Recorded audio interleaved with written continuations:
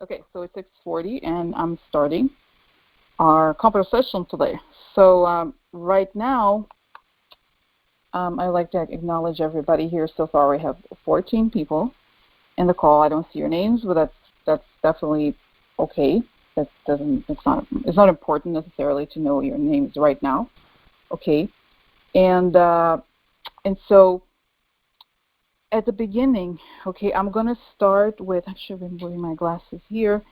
And then I'm going to start with just close. I don't mean it to be like a guided meditation, just kind of a more casual, but I'm just going to start myself with closing my eyes, okay, and imagining this light from the top of my head, and then this light that comes from the top of my head comes forward from my third eye. So as if it's in front of my eyes, I project it forward. And then this light expands way, way far, like very far out, until I can see in front of me, almost as if it were a distant planet, this large bubble. It looks a bit like the moon, okay, so very illuminated circle, okay, like a circular form, okay, and it's this bubble of light that's flowing, but it's very far, still far, and we have, it's almost as if there is a laser in your third eye that connects to this sphere form, okay, and it starts getting closer and closer, and it's very warm and very benign, and you can feel that it's almost as if it has its own, it's like a form on its own, and it gets closer and closer and closer until you realize that it's right next to you, and it stops so that you can, it's almost as if you can, it gets very close to you until it sort of reaches your third eye, and you step in, okay? And you realize that this bubble is part of you, okay? That the energy that you have is connected to this light, and it's one of the same, okay? So then you step in, and as you look around, everyone in this group is also stepping in. So there's 1, 2, 3, 4, 5, 6, 7, 8, 9, 10, 11, 12, 13, 14 people all together, and people who may come in, people who may have left the group, people who will listen to the recording. So then we're all there, and we all arrived in this bright bubble of loving light. And we're made up of this element, of this light. And we gather together in this circle, and we can look into each other's eyes, and we don't have to have a conversation or have to talk or anything. And as we hold our hands, we realize that we are so much more than our physical bodies, and that we're connecting on this light realm. We're connecting on a much higher level, and we're connected physically through our hands, but we're also vibrating in conjunction with each other, and we are vibrating in conjunction with this light that's protecting us, that's around us. Okay, so as we hold our hands, we see that we're almost, as we hold our hands, we're going, it's almost as if we're advancing to the light realm, okay, where our bodies are becoming closer to light than to physical form. I mean, right in the flesh, right, much closer to light than flesh. So we're vibrating together, and we're aware that we are in a circle-like shape, okay, or we're in a circle, like holding our hands, so to speak, in a circle, and we're going to decide what to bring into the circle, okay, and right now we decide to focus on, first of all, the world, the planet Earth, okay? So what we do now is we expand this bubble that we're all in, okay? We stretch it very quickly so that it expands so large that the whole planet Earth fits inside of it. And since we're in the light realm, or beings of light, we can do that very easily. So we're focusing on the planet and everyone and everything that's in it. And now we decide to stretch our arms forward, and with our palms we project light into the planet Earth and everyone and everything that's in it. And we can sense that there's a lot of disharmony, there's a lot of calamity, there's a lot of strife, and we just project loving light into it. That's all we're going to do. We're just going to project loving light into it. We're going to let go of the idea that we can, quote unquote, change things. We're going to let the loving light and the higher light take care of it to restore harmony. Okay? So we're just projecting the light into planet Earth.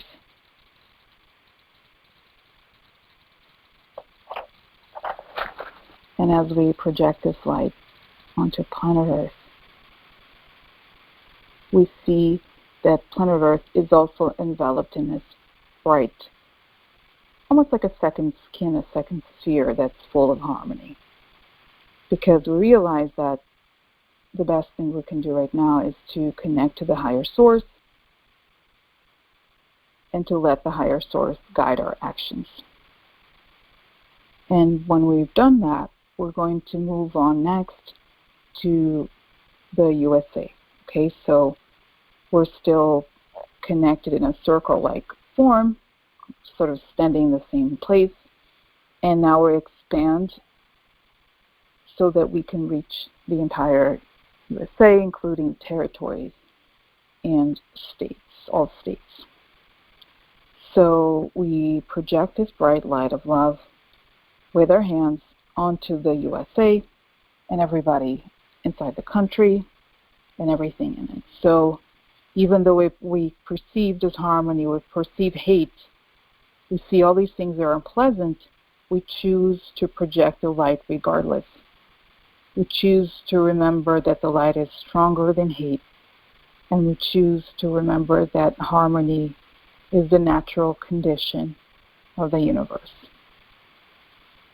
And just as we did with Earth, we're going to create together this transparent light sphere surrounding the USA. And when we together create this light, we feel that for today, the work is done, so we can move on to the next area, okay? So now we're going to focus in further, and we're going to focus on the children separated from their families in the southern border, and wherever they may be in the continental USA, or whatever they may be, even if they happen to not be in the USA. So we're going to project the light forward from our hands, and we're going to not necessarily focus on a physical location, because there are many locations, but we're going to trust that the light is going to reach every child. And we're going to, again, create this transparent bubble that wraps every child in this loving energy of the universe, of the good, and of the light, right? So every child, the ones that are feeling very sad and very depressed, maybe cold, they feel warm. And even though we are aware that the circumstances are very tragic, we choose to focus on the light and the light that we can give them, but that we can transport, so to speak, to surround them, okay? And just as when you use those soap bubbles, okay, every child has a little bubble of their own, and we see that every single one is taken care of, and we can now move to their parents and their relatives. So we are focusing right now on each one of them, and now we focus on their families who may be looking for them, who may be crying because they're away from them. So again, just focusing. We have each person has their arms out, and from the center of our palms, we project this light forward, and we protect the parents, okay? And we wrap this bubble of light around them. And when we feel that's done, we're going to move to the next focus, okay? And now we're going to focus our light still around the USA. We're going to let the light find those under enormous stress because of this administration. It may be that they are under stress like many of us here in the group. It may be that they feel that their families could be deported. For whatever reason, whatever may be the reason for their stress, it's not important. What is important is that the light that we are emanating forward from us is finding them. Okay, so it finds those in need of balance, and as soon as it reaches those who in need, a little bubble of light is formed around them, and basically restoring harmony. Okay, so what we want is just to project this light forward so that it reaches those in need. And by need, it doesn't necessarily have to be financially. It could just be that they are in need of harmony. There's enormous stress. And those are people who tend to be also empathetic, so they perceive things and it reaches them more than others, okay? So once we feel that this bubble they are protected, we can move to the next subject, okay? So next we're going to move to all the good-hearted government workers who may be despairing right now. And we know that there's a lot of confusion, there's a lot of chaos about the possibility of the government shutting down. And there are so many great people in the government, and we are reaching out to them, to those who feel despair and worry. And just as it happened before, we project the light onto them, and it just finds those in need, and it surrounds them, and it protects them. Okay, so once we feel that the light is there for them, once we feel that they are surrounded, that there's a big bubble of light around them, then we feel like we can move to the next. Okay? Okay, so just drink. And now we're going to move very far away. It could be far away. It could be, who knows, in Syria or faraway places. We're going to focus on the soldiers who, hearing the news about the Trump administration wanting to withdraw, are very worried, and their families as well. So we just project the light forward, and we trust that this light will find those who are concerned, who are worried about themselves, their families, and their other soldiers that they are stationed with. Okay, so that everybody feels a measure of harmony in this Christmas season. Okay, and that even though there's a lot of instability in the world, even though there's a lot that they can't change, they are able to feel this harmony around them and divine protection around them. Okay. So next, we are going to focus on law enforcement in this country in general. We're going to focus on the FBI and the military. Okay, so that those who fight for stability, those who fight for good, literally on the battle lines, are protected. Okay, so project this light into every single one of them. Okay, so that they feel, if they could be feeling demoralized, they could be feeling all kinds of feelings, but now they feel that they are on the harmonious path, the right path. They have divine protection. Okay. So now that we have protected the military and law enforcement and FBI, we're going to move to the good people, and there are good people in Congress, in the Senate, the Department of Justice, and even in the Supreme Court. And I know that just focusing on those, just seeing those names, it brings anxiety to me.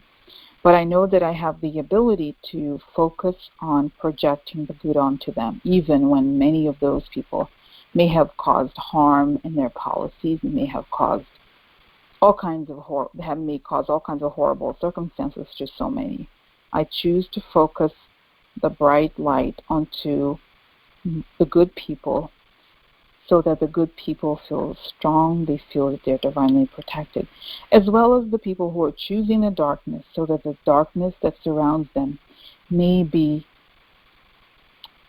demagnetized, so that the darkness may be dissolved, and that they may be inclined to trust the divine order and to act from a place of love as opposed to acting from a place of fear. So we feel that every single person, even those that we don't particularly like, are protected. They are surrounded by this bubble of light, so that, as I said before, the good ones feel stronger. The ones who are choosing the way of separation have their darkness minimized and lessened and demagnetized. And now, just because of today, speaking of the Supreme Court, we're going to move to Ruth Bader Ginsburg. Ruth, there was news just today that she had to have an operation to remove a cancer node from one of her lungs, and we want to locate her wherever she may be, whether home or a hospital, and we all project, it's almost as if we're visiting her in the hospital. We project our palms forward, and we all send this very loving light so that she may heal, so that she may find harmony and the loving energy of the divine. So she's very protected, and her health is glowing and shining. Okay, so at last, after we have protected Ruth Bader Ginsburg, we move to Mueller. Okay, so now we're moving to Mueller, and we are in awe when we see him and the image of him, and still it's as if we were right there with him. We project our palms forward, and we send a light all around him, so that almost as if we're knitting, there's this bubble of light that protects him, like this invisible glass. And he is divinely protected. Nothing can harm him. Okay? And then we create, even if we don't know their names, we don't know who they are, we project the light forward into everyone who works with him, and everyone all of the families of those who work with him, including his family, of course. And we basically create all these bubbles, lots and lots of bubbles of people who have a connection to them. Okay, everybody who's connected to them, so they're all protected. And again, even those that we don't like, even those who may have a dark intention, we help minimize their darkness. We help demagnetize their evil by wrapping them with loving light, even though we may not like them. And then as we have focused on all these people, all these places, and all these events, we realize, we look around, and we feel that the work for today is done. And we can see that when we look from a distance, we go back to being right outside, almost as if we're looking at planet Earth from the outside. We can see that the darkness is dissolving because we're focusing the bright light onto it, okay? And that even though it's not apparent yet, or even though there's a lot that's negative happening, when we look at something negative, we choose to project the light onto it, so that the negative, the chaos, and the shock and all of that is minimized, okay? So we feel that we are in harmony with the universe, and we feel that we're connected with each other, and that we have a choice, and we're exercising that choice. Oh, I don't know how I'm going to mute everyone. I don't know why I can. Okay, so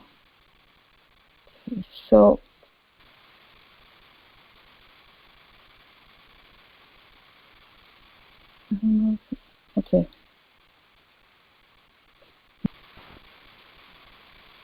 Okay. So where you guys are all there, I just unmuted the video because I didn't realize it was on. Okay, guys. So now I am going to I'm going to open the Q&A, okay, so that we can have a quick conversation, okay, and then we can start each one of you. And like I said, this part, let me just actually, see. I'm going to start the, just trying to think here. Yeah, I thought this was quite amazing, guys. I wrote all of this just now, okay, and I thought it was kind of amazing, okay. I'm going to listen to it again because I feel like it actually helps with focusing on, to focus. This is kind of, I think, what I had initially intended, perhaps. And now I can do what I was doing before, which was with each one of you, okay? So then I'm going to get started with each one of you. But I think it was really, I feel, let's see. So, guys, it may be a little bit chaotic, but I just want to say if you have anything to say about what just happened before I get started with the Q&A, okay?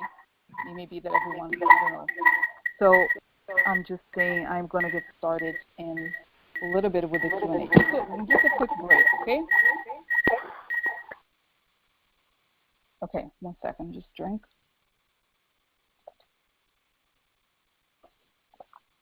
Okay, so let's see.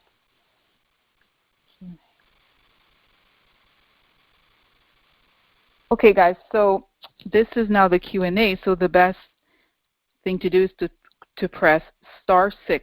Okay, again, just repeating *6, and it will get you on the line for the Q&A. Okay, just saying if you have a question, please press *6, and you will be on the line. Okay, and Liz, oh, there you are. Liz is on the list. So just wanted to say again, *6. Don't forget to press *6, and you will get on the queue. Okay? Okay. So, and as I said before, guys, if you are on the queue, and if you're not in the queue, you don't have to stay for this, because I feel like there's an element. It feels a little bit like a small reading, but it feels like a reading, so you don't necessarily have to stay unless you want to. Okay. And once you're done, like I said, you don't have to stay either. Okay, so let me just select the timer here. So, okay, I'm ready to go. I'm going to start with Liz. Okay. Hi, Liz. I think it's opened up. Oh. There. Thank you. Can you hear me? Yes, I can hear you. Awesome. I just got home from the clinic, and I'm so grateful, and grateful for your service, too. Listen, there's something going on with me where I'm coming up with one illness after another, and I just can't seem to heal. And if you can gain any insight for me about what's stopping me from healing, because I used to be in the healing ministry. I'm a licensed therapist, and I want to get back to working, but I came down with this horrible Addison's disease and this inner ear disorder that makes me walk like I'm drunk. And my life has been totally upended, but I don't know what's stopping me from healing. I'm just not getting any better. I don't know if you have any insight for me on that or not. Okay. So just, I'm going to mute you, okay, while I do this, Liz, 1 sec.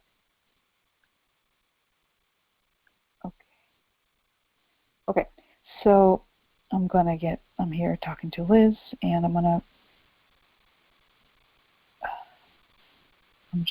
here in this bright circle of light, and everyone on this call, everyone who was on the call, everyone that is connected to myself, the group, and Liz is here with us, and she's at the center, so projecting the energy forward, and we're sort of almost as if we're scanning her, okay, in our hands, as if we're painting a wall, and that type of motion up and down.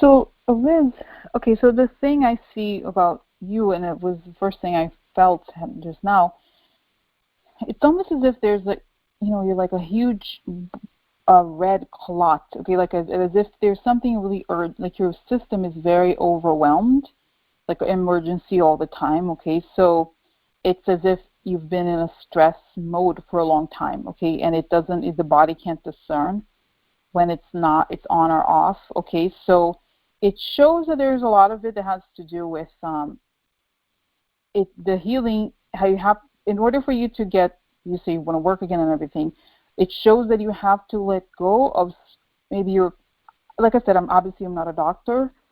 It's not that I know that obviously you have to go to the doctor to heal in that way, but it shows that there is a lot of stuff that like a lot of baggage, okay, so to speak, and that you have to every day, I don't know if you do Reiki it's as if you go through every piece of baggage, so to speak, that you have, and you let go of it, okay, so that it's not that you're not going to suffer from things that happened in the past, but it's as if you have this very open, how do I explain it? It's like I feel like you have this very open field, and not only are you cluttered with the past, but also this like opens up for people in your environment that also have this vibration, you know what I mean? So it's first step is to cleanse yourself from this and to let go. And I'm not talking about health, I'm talking about maybe traumatic experiences and forgiving people, a lot of people, forgiving the past. This is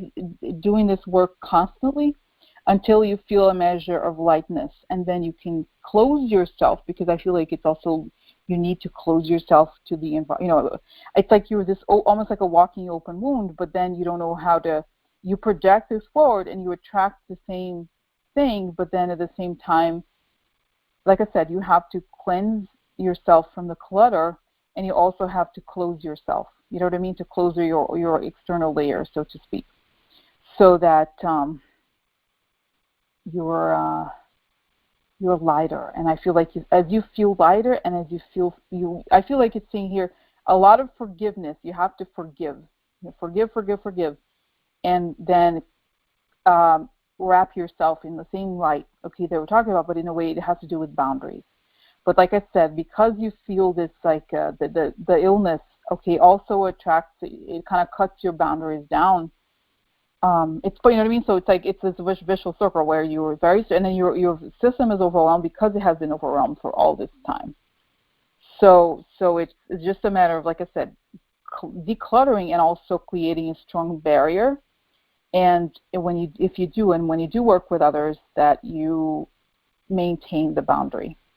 Okay, so now I'm going to unmute.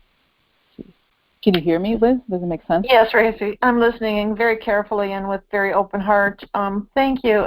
Being empathic, I just still absorb too much, not realizing I'm even absorbing it. And I think of myself as not being a harsh person. And so I think often I don't even feel the sense of being angry at someone or needing to forgive anybody, because I think I've forgiven them already. And what I'm hearing you say in convicting myself is that I need to take a closer look at who am I not forgiving, and set those energetic boundaries. But the whole Trump thing, because I was so intuitive about Putin and all of that stuff, it's just made me really crazy. It sent me into Addison's disease, which is a failure of adrenal glands. Mm-hmm. And then my son, too, with his alcoholism, sent me over an edge because I had to live with him for a few months. So what you're doing is confirming how I got so sick, but what I'm not doing. I feel like, but it's not, I think there's how do I explain it? It's not about anger. It's much more about, like, how do I explain it? It's just the sense of power, okay? You have to step into the power and not be passive, you know what I mean? Because there's a sense of passive aggressive, you know what I mean? It's like you're angry at, for example, the situation of Trump. And obviously we all are, okay? So it's like projecting this power forward of the light, not of the, it's complicated, okay? There's no one solution, but it's the sense of I feel like there's a sense of powerlessness. There's just a sense of victimness. Yeah, exactly. You have to step into the power, okay? So it's, if you are helping others, quote unquote, you are essentially stepping into the light, and the light gives you power. It's not about you, and you're just a channel, right?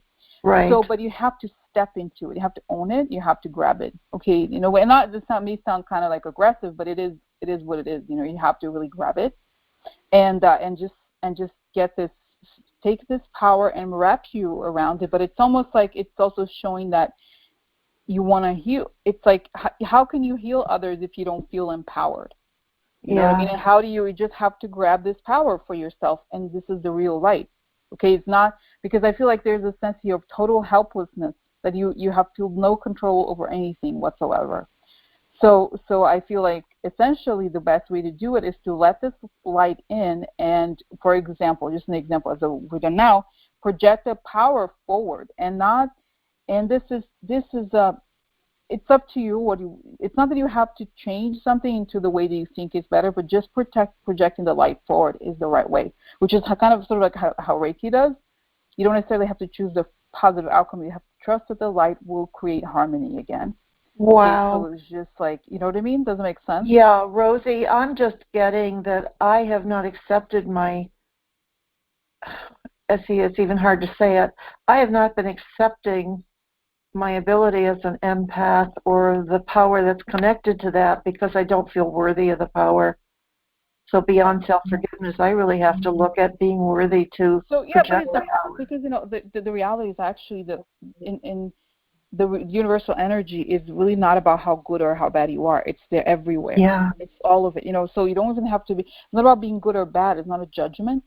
It's almost like trees. You know, trees, they like water. So it's not like you have to be a good tree or a bad tree. You're just going to, you know, the same thing. It's a natural order. So does it make sense? So it's like you. Yeah, I really have to remove that block that says I'm not. I accept power. I accept the power of the universe, and I own it, and I project it. That's it. Okay? Oh my God, Rosie, you're so on target with that. That's exactly what I've not been doing. Okay, so no, I think it helps. Okay, but I do have to go, Liz, because we went over Yes. a little bit. But I think, okay, so I think this was interesting, right? It's interesting. Wow, this is very eye-opening. I really appreciate you, Rosie, for everything that you do. But of course. Yeah. Thank you, dear. All right. Okay. Bye-bye. So I want to move to the next. Blessings. You too. Okay. Bye. Okay. So now, hello. Who is it? Hi there. Hello. I don't know. Hello. There. Hi. Hello. Hi. Am I supposed to be up? This is Jan. Yes. Who is it? Jan. Jan. Oh, hi, Jan. Jan B. Yes, Jan B. Oh, hi, Jan B. Nice to hear your voice at last. It's good to hear you. Yeah, I didn't make it yesterday. I kind of panicked after the medicine. and anyways, my question is about how things will go for retirement in February for my husband. Okay, so let's see here. The way that I'm just trying to think here. So Jen, the way that I wanna, this is a little bit more about. Let's just say here, it's more about a concern than necessarily a question. Like, let's just say that your husband is concerned about the retirement, and let's just let's figure out the anxiety. Okay, so we're gonna put him in the center. Yeah. And then, yeah, okay? I think he's worried about it. So so what's his name, Jen? Tom. Okay. So I'm here inside this beautiful planet of loving light. And we're here with Jen and Tom's friends, everybody they're connected to, everybody that I'm connected to, everybody in this group, everybody that has come in contact with all of us. So we're all on this planet, and we put Tom in the center. And let's look at Tom. Okay, so we're projecting light forward, and my hand's looking at Tom. What's going on? Concerned about the future.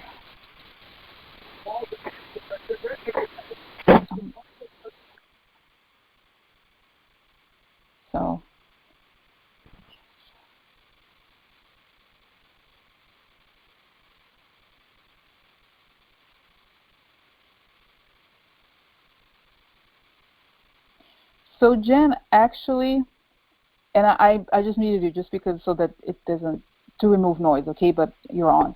And I just say that I saw this image of him. He's actually crying, okay? Crying in the sense of he's very heartbroken with the country, with everything that's going on, I feel like. And he just feels betrayed, okay? He feels that the values that he grew up with the world doesn't make sense to him. And it's not that he's just worried about his retirement, it's that he doesn't know. It's as if he has been hit with a baseball on his head or something. He feels like he was beaten up, okay? And I think this is what drives the concern here, but it shows that for him the concern is based on values, okay? And that the best way for him to move forward is to every day do something in accordance to his values, okay? It may mean that he gives somebody a little flower, a little child, or gives a child. I'm not saying it doesn't have to be give something or spend money or anything. It just has to do with every day one action that is in tune with his values, so that he feels that he has power. He feels that no matter what happens, he is in control, okay, of the universe. And I feel like I said, his concern is, I don't know, it's hard to tell. This is a brief, it's not a full reading, okay, but it's just that, okay, the sense that that's what I feel from him, okay. So are you there, Jenna? I think I unmuted you. Yes. Are you there? Okay. Yes, so I'm that's here. What I feel okay about him. I feel like it's, like I said, it's hard to tell exactly what's going on, but I think it's a sense of like the hopelessness. Okay, like I said, I don't feel like it's not just necessarily about the retirement. It has to do with more than that. And I think, like I said, every day he has one action that he feels that he's doing something that shows that he has power and that he's executing it's his values, and he does something about it every day, so that he doesn't feel that he. Does it make sense? Yes, it does, very much so. Well, thank you.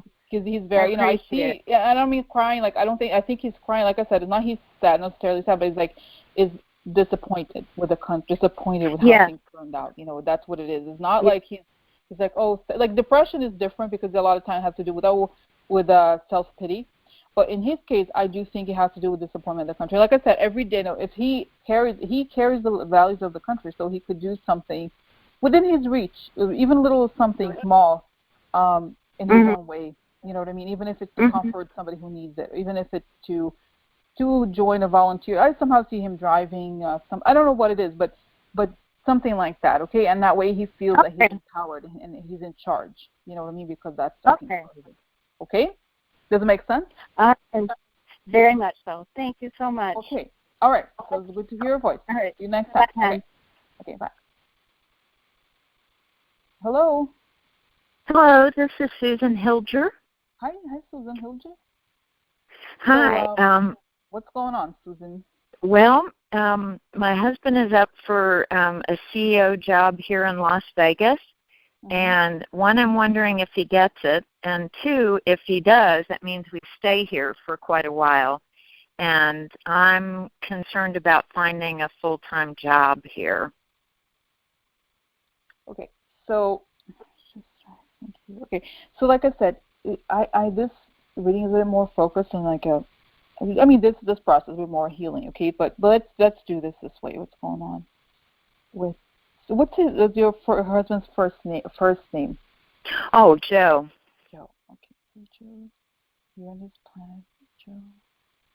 Bright light surrounding everyone on this call, everyone who was on the call, everyone who's going to listen to it, and I'm here with Susan. Susan's married to Joe, and they're wondering what's happening about in terms of his job and her job, and whether they're going to be there. Okay, so what's going on?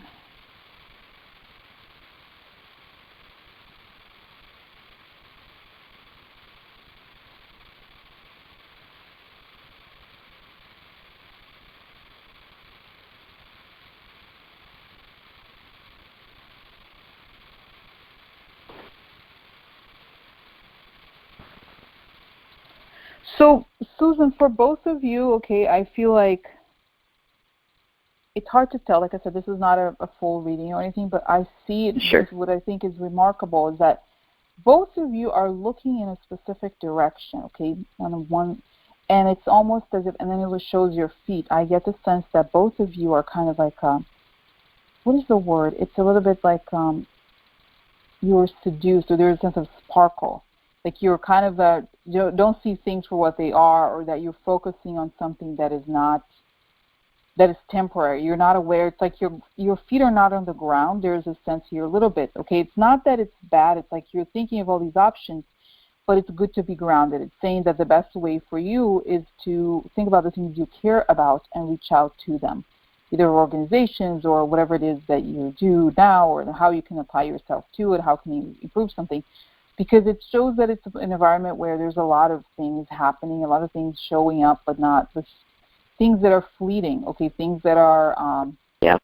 So it's kind of like, how do I say, it's sort of like, it's something, it's, what is this image? It's like something that, it looks like a gift, and every day there's a new gift, but it doesn't, it's not, when you open it, there's nothing there. That's this feeling, okay, the feeling of, a little bit like, what is the word here? Yeah, it's something that is illusion, okay, not illusion in a bad way, necessarily, not like, oh, no, not like that, but it's almost like look beyond the surface and look at where your ground is, okay, and then you find it, see where you really are. And I think, I forgot which language it is that I know that says something like the diamonds that you're looking for are underneath your feet. You know, that people all over, we spend our time looking for things that outside of us. And in reality, the diamond is right there. So that's the feeling I get. Okay, it's good. I mean, there's nothing really bad necessarily. It's just that sense. This is the way forward. Is to look beyond the surface. I've had real trouble with that, of finding my spot and here, and I don't fit as well here. I came from the East Coast, and so this is a very different environment, a different energy, and I'm having trouble finding a spot for me. Yeah, but so. Yeah, I mean, I don't know. It's just, I mean, it's not a, I don't have as much, we don't have a lot of time to really look into what you could do. But I just said, I feel like this is the question.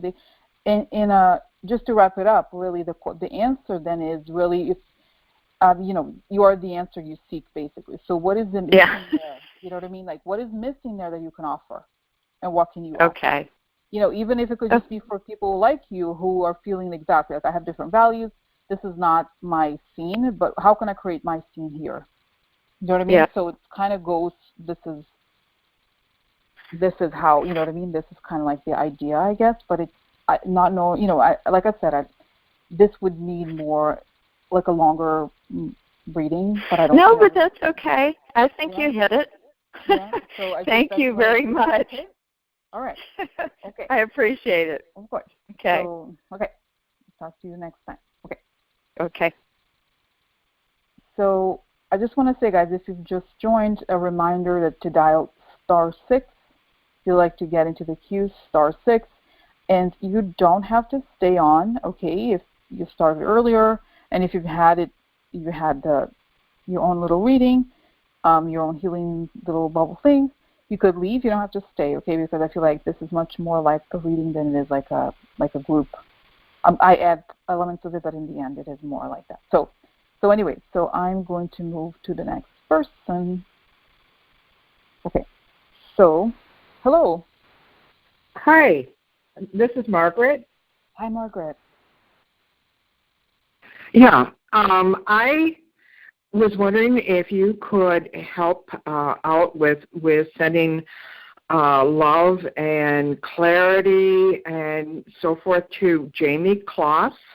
Jamie, okay. She's a young lady that lives just a couple hours away from me that was abducted a couple of months ago. Her parents were killed.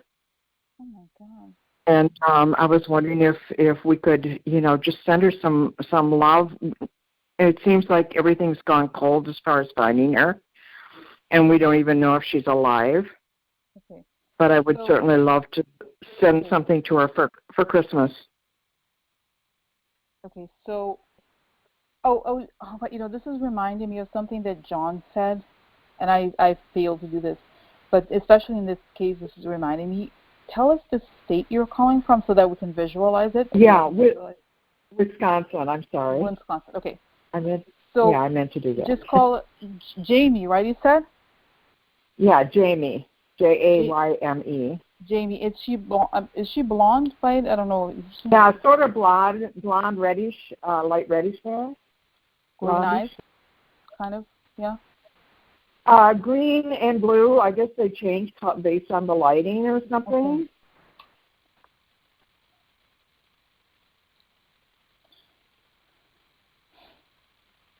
Okay.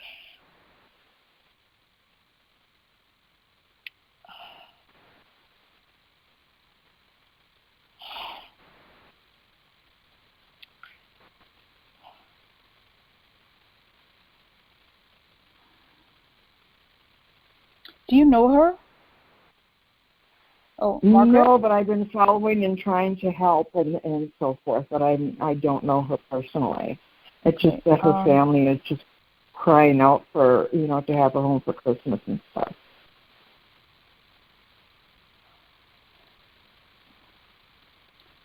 Okay. This is, guys, this is the experience is very interesting. I've learned a lot from everything, okay, myself. And I, don't take this to be the truth or anything, but I feel like she's no longer alive. I have to be honest with you, okay? I feel like I don't know. I hope I'm wrong, okay? I feel like I saw her in this, I don't know, she was in a trunk of a car or something, and then I saw she did breathing. I was even crying myself. It was very uncomfortable, and she couldn't breathe. And then I feel like I see her. She's in the spirit world, okay, right now. I feel like, okay, I could be wrong. Okay, so this is why I think a lot of people are afraid that that's true. Because I feel like I see her in this, a trunk or something. She was really, really scared, and then it opens up, and she's like, "Where am I?" Whatever, and then she's like, feels really uncomfortable. Something happened. She's totally disoriented, and something happened like that, and she's like crying, but the whole, she's traumatized from what happened, and she's totally lost. And then the guy, guys, I'm sorry, this is like too much. Okay, I just saying, okay, and I feel like if you want to stop this, you can. That's okay. No, I'm just saying. Okay, just to explain to you why. Okay, and I feel like, but I see her like an angel. Okay, she goes up to the other world, and she's an angel. Okay, and this is something that I know that it's hard for us to even understand because we're so attached to our family members and everybody. But I feel like when you move, the other world is full of love, and she knows she's there with people that loved her. This is what I feel, okay? And I feel like I that's don't where her mom and dad are, so that's, yeah, and I feel like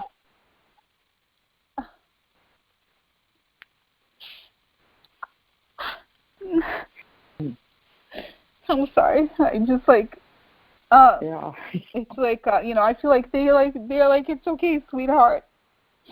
Yeah, they were worried about her, that they couldn't protect her, but they're reunited. I'm sorry. And I feel like, so for me it's hard to do this because it's hard in the sense of like I don't want to give, what if maybe I'm wrong, okay? Yeah, I know.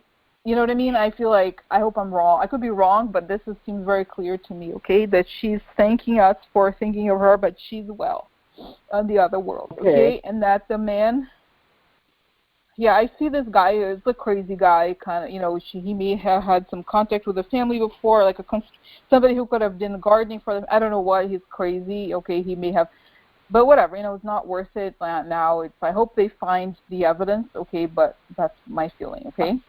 About her. Okay, thank you. So, okay. All right. Oh, okay, thank you so much. Okay, guys. Okay. So, guys, this is intense. Oh, my God. It's crazy. Okay, so my next person. Okay, next person. Hello? Rosie? Hi. Can you hear me? Yes, I can hear you. Oh, Hello? okay. Hi, this is Debbie. Hi, Debbie. Hi. I just really wanted to say thank you so much, and I kind of look forward to contacting you after the first of the year so I can do an individual reading with you. Okay. But today, I'd really like to ask for some healing light and protection for my 88-year-old mother, Alma. Mm-hmm. She lives in an assisted living facility, and she has diabetes and asthma and really does okay. But right now they have an influenza outbreak at the assisted living facility, and all the residents are in their rooms. They don't know how long it's going to be that they have to be in there.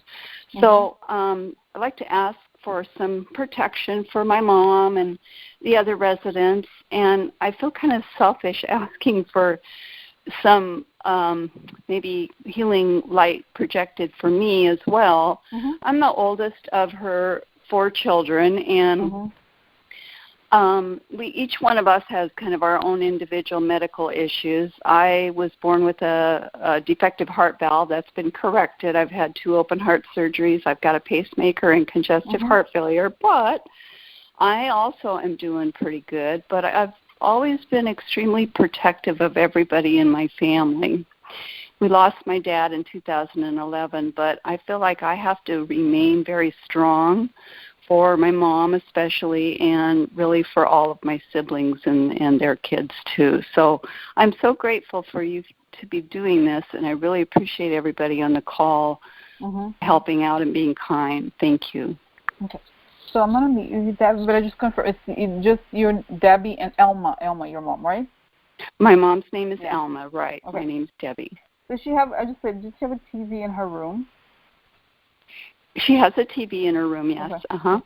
Because it's when I see her, like, watch these things that TV shows that she likes or something, and she's kind of like, she's enjoying herself that way. That's how she keeps up with, like, she's not idle TV, but this is like she's kind of like crying. When you watch like movies or like a TV show or something, not in a bad way. Like she's being entertained by like these TV shows that she likes, I think.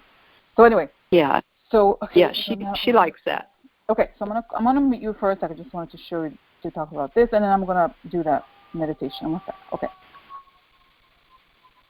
So I'm just bringing this bright bubble of light around Elma and Debbie. Okay, we're here on this big planet.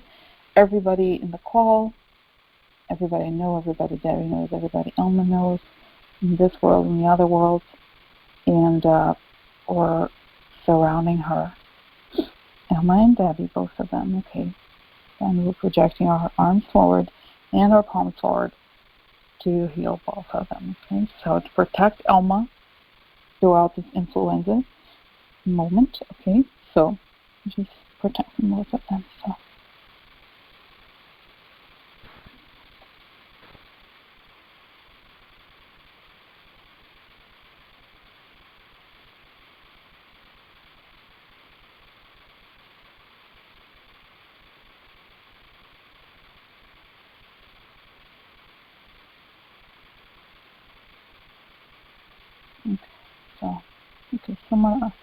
So Debbie, I just wanted to say that I feel like your mom, she's very, I guess the word I have for her is sturdy, okay? She's kind of I say she's big, but there's something else. She's a sturdy lady. Like she worked hard in her life, and she has like a physical constitution that feels strong to me, okay?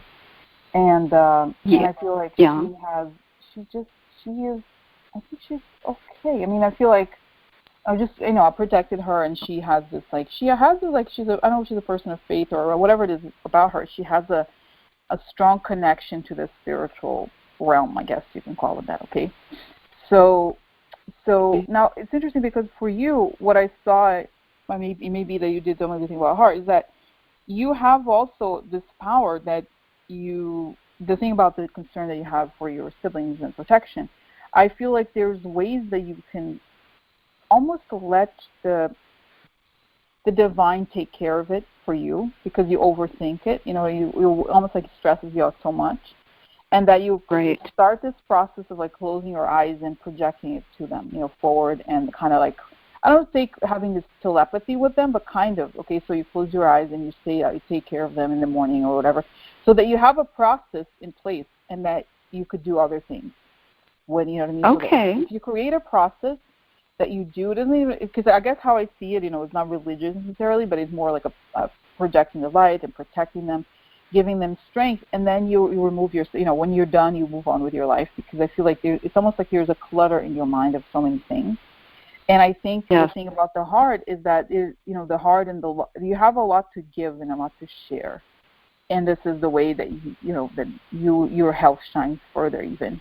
Okay, when you connect to this, like the heart chakra, it's kind of like a lot of times I feel like whatever it is that we have, some sort of quote unquote disease, okay, is how we heal as well. You know what I mean? So I feel like your heart, in an ironic way, is how you get stronger and how you share your love to others in a almost like a process way. Okay. Okay. Thank you. That makes a lot of sense because it's hard for me to let go and trust, I guess, God or the spirit world to take care of them. It's like, yes, I'm very motherly towards them. I've always been. I'm a lot older than two of them, and another one is closer in age than me. So I've always kind of felt like the second mom, and I feel like I'm my mom's mom sometimes too. So, but that's a great thing. I will start doing that. Yes, thank you. Okay, so that was cool. Okay, so we're going to move on to the next person. Okay, Debbie. Okay, thank you so much. Okay, bye. Okay, next. Hello. Hello, Rosie. This is Nancy. Hi, Nancy. And I have a 59-year-old brother who was in 2 serious motorcycle accidents when he was much younger. He's quite brain damaged. He hates the world. He has become kind of a monster. I've been his trustee for a while, and it's been an utter disaster. I'm trying to be free of him. I'm wondering if that will work or if I'll always somehow or other have to be tied to him. Okay. So can I have his first name? His name is Steve. Steve. And what, I forgot to ask this question, what state are you in and what state is he in, if you're in Dante? He's in California. I'm in North Carolina. One reason I am in North Carolina was to get away from him. Okay. So, I'm sorry, did you say Steve? Just to make sure. Is that right? He's in California. I'm in North Carolina. His name, I'm sorry, you said something. Steve, what's his name again? Steve. Steve, that's right. Okay, good. Okay, so I am going to close here just a second. I don't want to mute you, but I'm going to be now doing the meditation. Okay, so here we are in this big, beautiful planet of light, and I am here with Nancy and everyone on the call, everyone who was in the call, everyone who's going to be listening to the call, everybody that we know, that I know and that she knows. And we're all together, and we're all vibrating very highly in this planet of light. And we're going to put this issue of Nancy and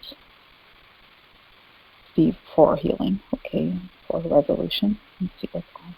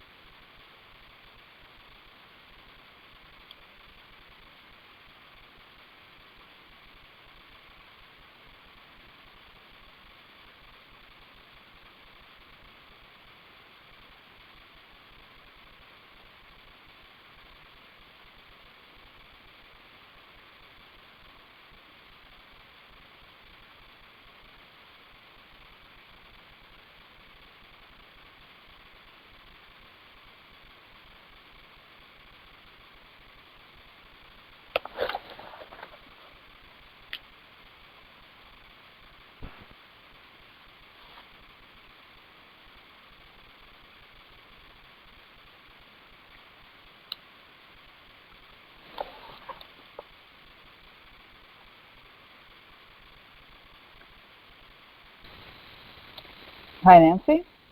Hi. Yes. Are you there? Okay. So the first thing I see here is that this is it's kind of sad, okay, because I see that he feels like he became a monster, literally. Okay, that's how he feels about himself, and that he senses the separate. He has a lot of self-hatred, a lot of feeling of every day he needs to confirm that separation is the right way. So it shows that the only way to deal with this for you, and I know it sounds easy to say, is to pray for him, okay? To the same thing that I'm doing here, to do for him, because I see him having this moment, and I don't know how or when he's going to do that. If it's now or in the past, it's like a person who experienced a miracle kind of feeling, like awakening. Okay, and I feel like his whole life he believed that he's not worthy of love. Everybody hates him. That everybody's out to get him. That ultimately it's confirmed. It's how he confirms to himself that he's not worth it. So it's almost like as if you continue to project this light onto him, away from him, of course, in silence, then it's almost like that's the only way to neutralize him and to get and to kind of have that some sort of relationship with him. But what it shows is the best way to do it is to have a system and to say, okay, what is the minimum you need to be in touch with him for, or for however long, and that's that. And to say, and this has reminded me of something actually I've seen this shows about raising puppies, okay, and the puppies bark and they're horrible, and the only way to deal with them when they have bad behavior is to ignore them. So whenever you have the minimum, like he starts yelling, I want this, I want that, you just don't react. Don't react. The only way, it's like if he does something right, then you're like, oh, I'm so glad. You reward, even if he does nothing right, then you don't reward him at all. You just keep to the time. You say, I have 20 minutes a week to talk to you, and this is what I do. And if he doesn't, if he wants to do, you ignore him completely, and that's how you do it, okay? Does it make sense? I don't know. This is how I see it, okay? Are you there? I'm here. At one time that would have made sense, but I'm afraid now I'm past the point. I just want to be rid of him forever. That's what I'm trying to do. What do you mean by be rid of him? I want no contact with him whatsoever, ever. Can you do that? Then what's stopping you from doing that then? I was his trustee. I am giving up the trust. I don't want him to come after me in any way. I'm wondering, will I be able to stay away from him, keep him away from me? I mean, this is not, this is not a full reading, so I can't, there's right. a lot of variables. So I feel like if you want to do it, then just do it. Obviously, you have to have some sort of what is it called? I don't know, there's the legal thing where somebody can't contact you, stuff like that. A restraining order. Yeah, those kinds of things. Okay, you just say, I'm washing my hands, and this is it. So if you want to do it, you just do it. You know what I mean? I mean, I'm saying this now without looking too much into it further than what I have. I understand. Thank you. Just do it if you really want to. Just because even if it gets to the point where it sounds like you have to tell him that. Even if it just gets to the point where you just have to tell him that, you have to tell him that. You know what I mean? You have to be honest. You know what I mean? I think in that way. And I've been trying to do that, and I've been trying to dissolve my legal responsibility for him. So I think it's just, this is it. You say, okay, this is, let's say in March, I'm going to dissolve, just give, and I'm sure you probably have some sort of legal counsel to do that. Okay, this is how we do it. Yes. And just say, have a little, even maybe call from the lawyer's office or something like that when you give the news. Okay, and that's it. And it's like whatever. It's like, well, blah, blah, blah. No, but then you talk to the lawyer, bye. You know what I mean? So you just go ahead with it. Because if the person's hurting you, then you don't need to, you're not there's no reason why you need to bring that into your life. You know what I mean? Right? Thank you. So, okay? All right. Mm-hmm. Okay. So I'm going to move to the next person, okay? Right. Okay. So, hello? Hi there. Hello? Hi, Rosie. This is Alexis. Thanks for doing this. Of course. I need your guidance because I'm trying to raise funds for a company dedicated to children, and it's been challenging. I'm wondering what else I should be doing. Okay, so I guess I'm trying. Maybe I don't know. Well, I guess we could just say your company. Okay, so I'm just call it Alexis Company. Alexis Company.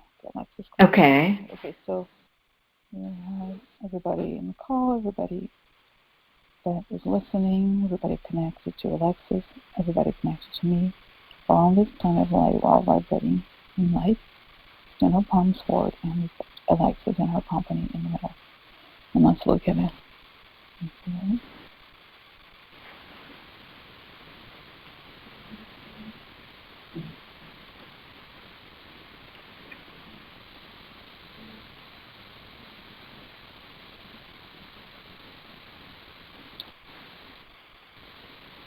So I guess, on this level, or just what I got right away, is that you have to decide whether you're going to have a nonprofit or you're going to have a for-profit company. Because I sense that I see you talking, I don't know if it's VCs that you're talking to or whoever it is, they seem to be a little bored because they need to know, they're like, how am I going to get my money back? And are you going to make the returns that I need to justify to my LPs, to give them the money back for the investment? So you have to make sure that once you talk to them, you say, because if you're from, I don't know if this is I don't know who you're raising the money from, but obviously they're investors, not because they're doing necessarily quote doing the good, but they want the return. So you have to explain exactly how much you believe this is going to, how big the market is, how much you're going to return to them, you believe you're going to return to them, and basically how big the market is and how big the vision is, okay? And I've included that. Okay. I've included that. It's just that you have to obviously know the competitors. You have to have that's all in there. Yeah, bottom up market size and return size, and you have to have it has to be working somehow. You need to have a beginning of something. It can't just be an idea. Do you have a company working, a beginning of a company or something, a test? You need some sort of data to show them. Do you have that? There is data. There is data from another effort. This was very successful. Okay. In the past.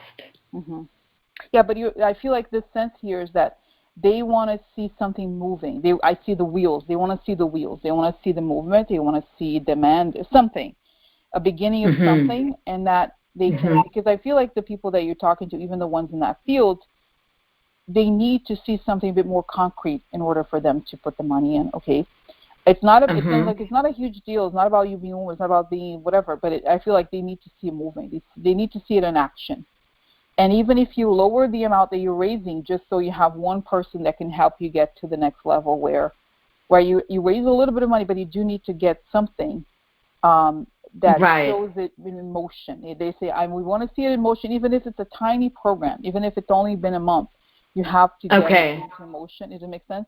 Because it shows, on the other hand, that if you want to, because to them, I see there's a thing in their minds. They have the question about, is this a profit thing, or is this, what is her goal? They're kind of a little bit confused. It's not personal. They're just the men. They're very black and white. So it's like, okay, so is this what is the market? How is it going to? It's like but they want to see it in motion. So if you can have what is it called? A pilot program or something like that, where you have a little bit of, have for 3 months you focus on creating this pilot program, and so that you collect the data, and right away you go fundraise after you have something, like a tiny thing. It doesn't have to be big. It just has to show it in action, in motion, and that will be much easier. And they'll be like, oh, got it, because they're still kind of like in their minds trying to figure out what it is, and okay, well, I don't know. So, and it's showing that this is like the market that is happening right now. It's, the haves, the bigs, or the nots. So it's either going to have a huge, giant thing, or if it's too small, then they don't get excited about it. So they have to see something in motion. This is what is missing, I think. Okay? Okay. Thank you. Okay. So I'm going to move to the next person. Okay? All right. Okay. So, hello. Hello. Hi. This is just a gift. Thank you so much, Rosie. You're such a delight. I'm so impressed with you, and thank you. If energy or love could be directed to my son, John. Okay. I'm really concerned that he's going to be so disillusioned. Unfortunately, he's gotten into this Trump thing. Oh my and God. Yeah, and I'm on the other end of the rainbow. Wow. And he has been out of work now for almost a year. He took 6 months to help his father move down here so that he would be safe and taken care of. And so he had to give up work, of course, in order to do that. And now he's not finding a job. And all this stuff is going on, and I sort of relate to the person you were talking to before, about somebody who was so disillusioned because the values that he holds are not being. Okay. Interesting. And okay. so, go ahead. So I don't know how to help him. I'm trying to do my best, and anything you might suggest. Okay. So I don't know that you announced your name. Did you? My name is Polly. Polly, okay. And his name is John. John, okay, that's enough. And what state are you? He's in the same state as you are right now. Is that right? Right. He's living with me right now because of the situation. We're in Florida. Florida, okay, Florida. Okay, that's it. Okay, so let's look at John. John and Polly. Okay, so I'm going to mute you while I do the meditation. Okay, so I'm talking to Polly, and I'm going to bring her into that beautiful planet of light. We're all in this together, and everyone in this meeting, everybody in the call, everybody who was in the call, everybody who's going to listen to the call while here, vibrating, projecting our energy, beautiful energy forward. And we choose to have Polly and her son John in the call, in the center. And Polly is struggling with John because John is into the Trump thing. He hasn't found a job in a year, and she's very worried about him. She has a hard time relating to him. So let's especially look at what's going on with John.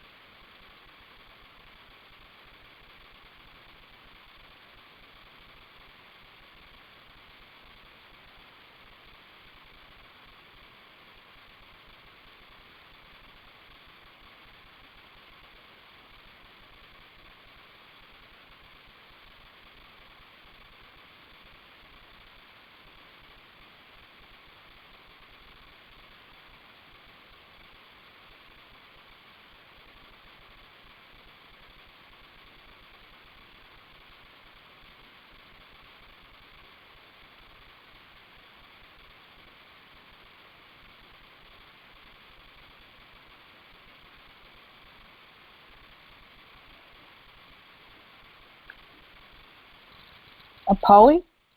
Yes. Okay. So it's interesting. So I saw him. He has a dirty blonde type of. I don't know. I just saw it. It doesn't necessarily mean he has to look like this, but I see him and he's very angry. Okay, so it's like he's very. The sense I got here is that this whole thing with Trump and his history, okay, has to do with him. He was bullied. He felt like he was a victim before, and he never quite understood how to deal with it. It was something. John was bullied. Yeah, I'm saying that why he is acting the way he's acting, okay, in general. So it's something that he doesn't have a lot of emotional maturity. So the way to think about Trump is that he is able to, when he looks at Trump, he feels like he gives word to what he feels. And that he feels like this is it, this is the solution to everything, and he feels justified, okay? So it shows that the irony here is that the solution to what he's going through on a mature level would be for him to look inward and to understand the source of his anger or his pain and how it comes from. Maybe that's, I don't know, high school. There's just something like he suffered a lot and he doesn't quite know how to make his way in the world. And he feels that like I said, he feels hurt, he feels he's victimized, but he doesn't know how to really assert himself in a healthy way. So instead, he clings to that mentality, okay? So it shows that the way forward, this is like a really strange thing, what it's showing me, but this is what it said, is that when you have discussions, and you say, maybe it shows here, you give him a suggestion, maybe you could do this and that, and he's like, he's very angry, and he just feels like all of these things. And then it shows that this sounds like very bizarre to me, but this is what it says. And then tell him to go join. Can you help the people that you care about? If these are the people that you care about, can you do something constructive together? Okay, and it's kind of like, in a way, it seems like this would trigger something in him where and it may be scary because you think, oh, maybe it's like, is this some sort of white supremacist thing? What is it? But he realizes that when he goes to actually, this reminds me of the process of like online dating sometimes when when people like you meet someone in person, you're like very disappointed. Okay, so it shows that he's just so disappointed as he actually encounters the reality of it. Okay, that it begins to dawn on him what happened. So I feel like there's a sense here where the positive side of what he really wants is a community. Okay, but he's not doing that. He's not really, he wants a community for people like him, but instead he's focusing on the hatred. But the hatred, why the hatred? Because the painful experience he's refusing to deal with. It's easier to project it onto others. Okay, so like I said, I think the best way is for him to find the people and find the truth. He doesn't want the truth, right? He wants to just be like, calling people names and doing this or whatever.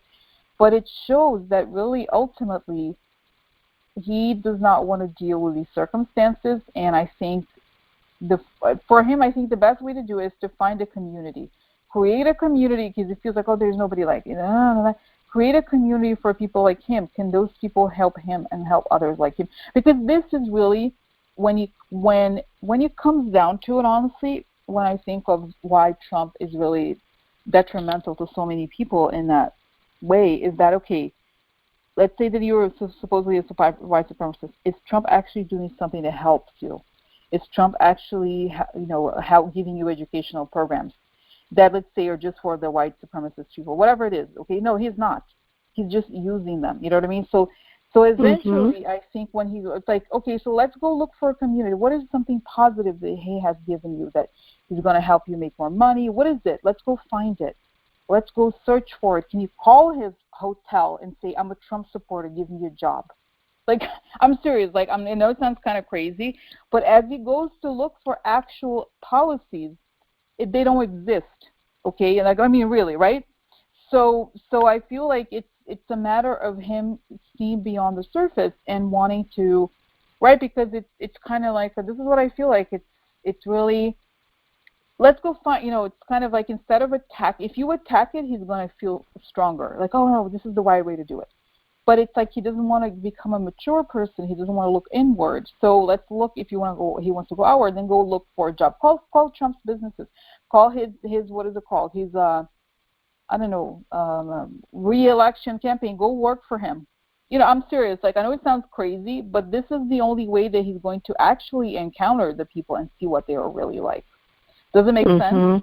Because that way, then it would be, because if you say, it's a little bit like the person who wants to smoke cigarettes in high school, and you say, no, you cannot. If you smoke cigarettes, you're disgusting. And then you're going to go smoke cigarettes because you said it was the bad thing. You know what I mean? So it's almost like you have to, like, make him actually go for it. Okay, it sounds crazy because it's kind of, but at the same time, are these people really doing good for you? Are they really creating something good? What is the good that you are creating? And let him find it, okay? I know it sounds crazy because I don't know, it must be very hard to be in that situation, but I just feel like, what is the thing that, having deeper conversations with him in the sense of, like, what is it that's missing that maybe you can bring yourself? Because, just maybe having a conversation with him where it's like, okay, look, okay, I understand this is what's happening, so let's go forward. What if you, get rid of all the Latino people, whatever? What if this happens? What's going to happen to you? Do you really think you're going to have these jobs that pay $100,000 or something? How? Well, let's just make him, kind of go forward a little bit deeper, because it's a little bit like, it's like he's living in a world. It's like these guys who want to date models for their whole lives. They want to date models, but then when they meet the women, they get but they like this. Like, what is the reality? You know what I mean? It's sort of like he has to get to the point, get out of the house, and find a reality. And at worst, you could say, okay, you're going to have 6 months to find a job in the Trump campaign. I'm not saying, it's crazy to say that I'm encouraging you to tell your son to do that, but find the reality behind it. You know what I mean?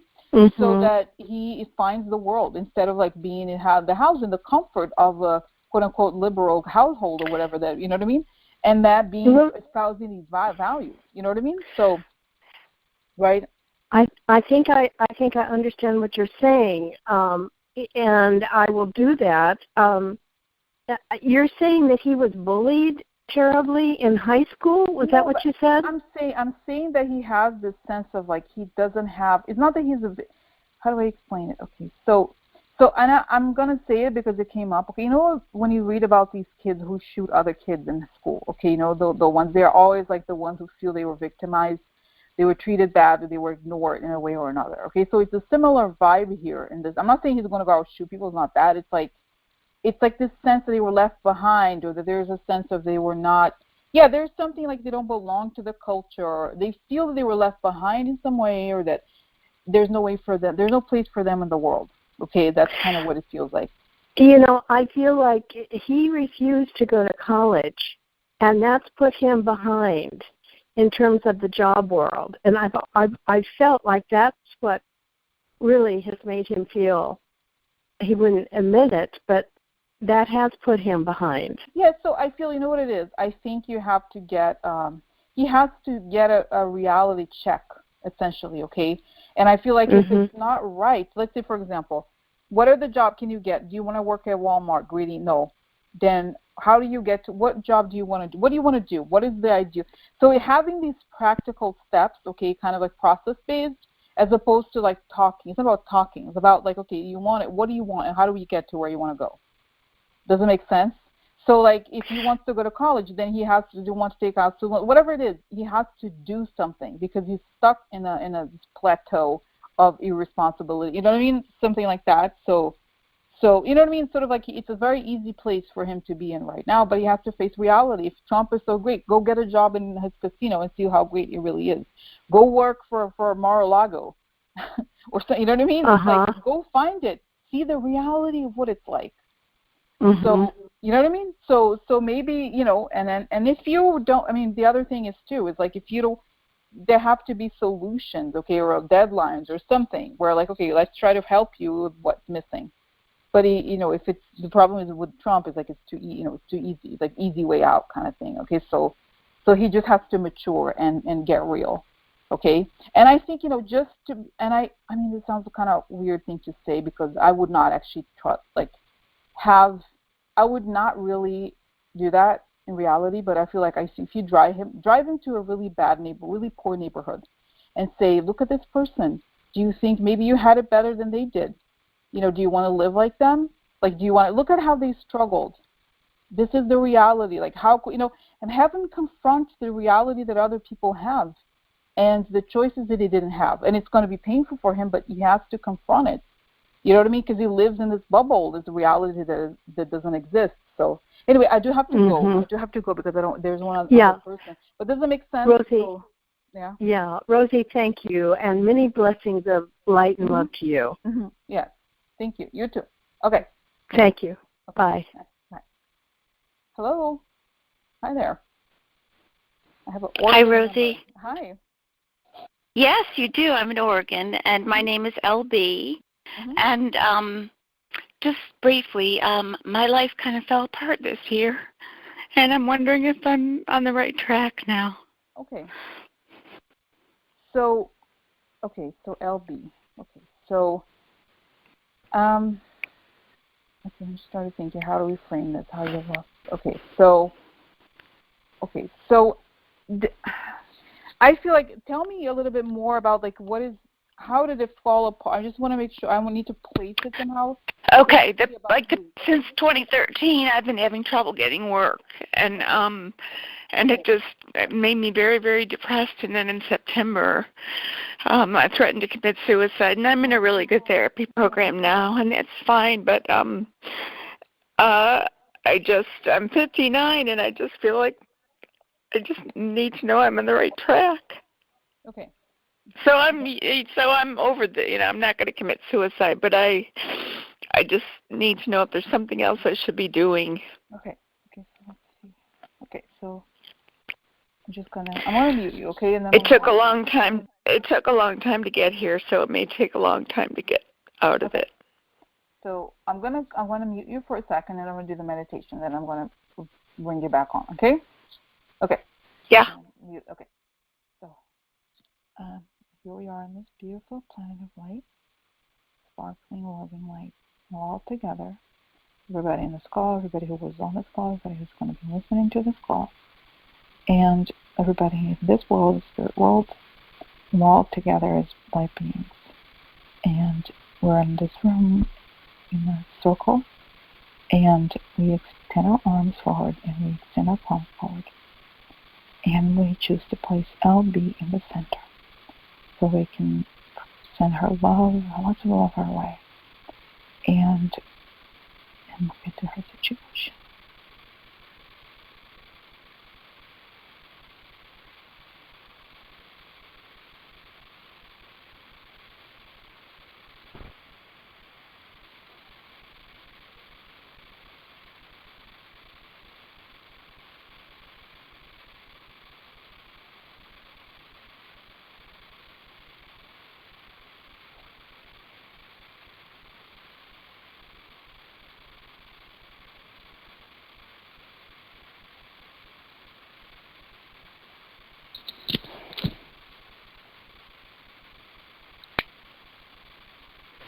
Hi, LB. Hi. Yeah. So, okay. Yep. So what I see, the first thing is that you are, of course, very fragilized still. So it's like you're in a state of shock, and that having this, you need a period of healing, kind of like how I'm saying this, right? So at the same time, I actually feel like if there is a place where where you are, if you could connect with others and create almost like the same thing that we're doing here, but in a I don't know, in a physical or space, or in a space that in someone's house or something like that. Like you can help each other in that way. Not about talking, but about creating this pink bubble light. Because I think you are in this place indeed where you need to have this almost like, I don't want to say they necessarily need Reiki, but something of that kind. Okay, where you have this time to, like, for an hour, a week at least, to have this healing kind of universal energy around you. Okay, so that you feel the strength, and I think you connect and reconnect with you. There's a lot of people feeling the way you're feeling. Okay. So that I think you may even know them and everything. So at least 3 people is showing here, okay, that you can have this connection and you get each other stronger, okay. So the other thing that it shows is that this sense of it's like as if something hit you. You were, I mean, I don't want to be dramatic, but that's what it feels like you run over by a car kind of thing. It's as if you're recuperating. I see you, but it's spiritual, right? It's almost as you're in a coma in a hospital kind of thing, okay, but it's not physical. It's the emotional, spiritual kind of thing.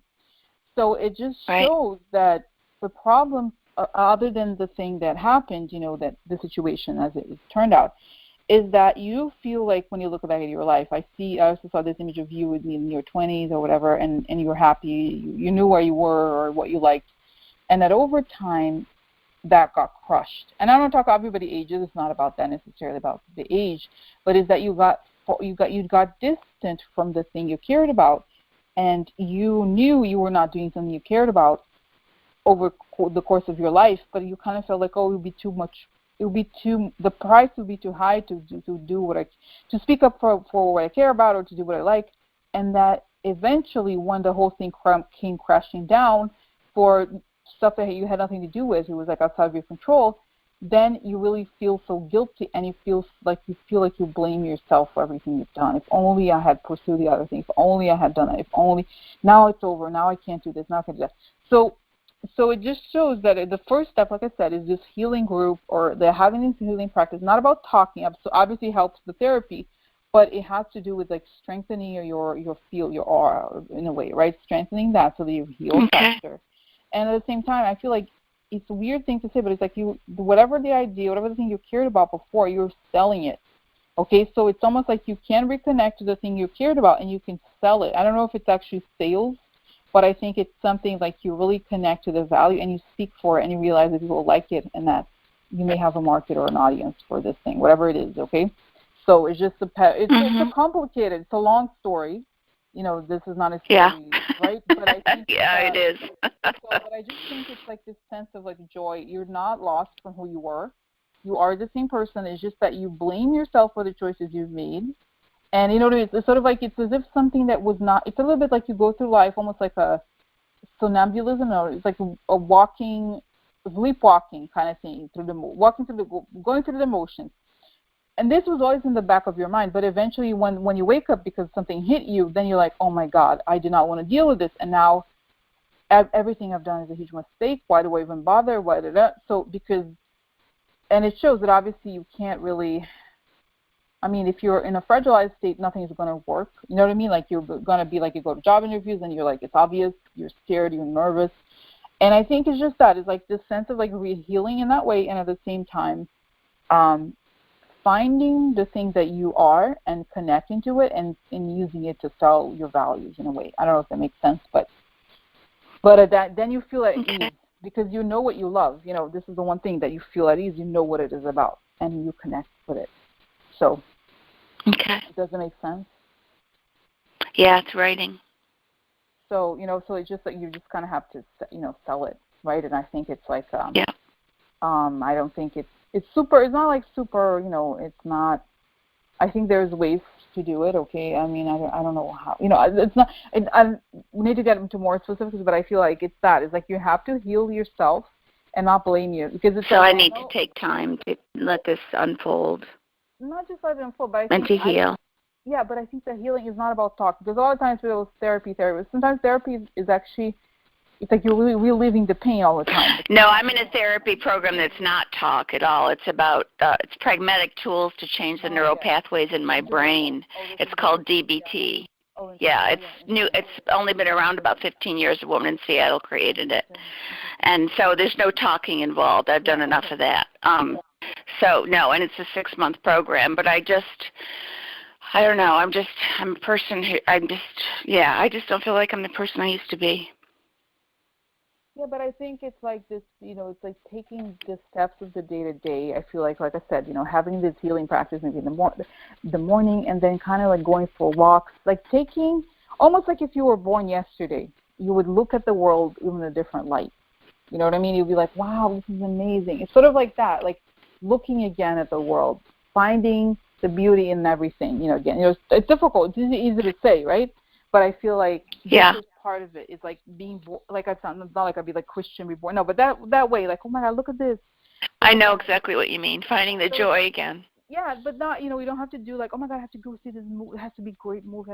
So it's very simple things. Just finding, for example, I'm going to walk for 2 blocks, and this is the thing. I'm going to walk for 2 blocks, and then I'm going to, instead of ordering this, I'm going to order that. Like simple things that you could do every day. It doesn't have to do with money. Okay. You know what I mean?